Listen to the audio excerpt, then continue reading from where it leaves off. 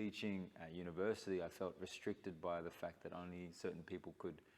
have access to what I was teaching. And I was lucky enough to be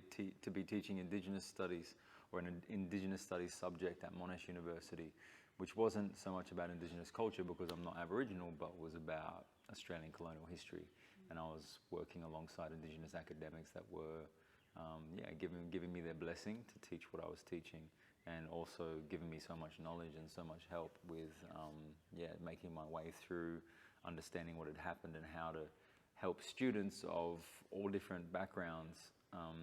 and some even international students that weren't Australian citizens as well, come to understand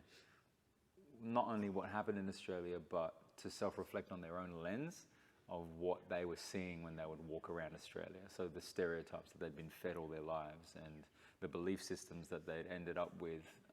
and the lack of knowledge that they'd been given or haven't been given at all in their high school settings or primary school settings, and a lot of the stereotypes that they come with when you get to 17, 18, 20 years old and you realize that you've been lied to for a long time about the history of Australia.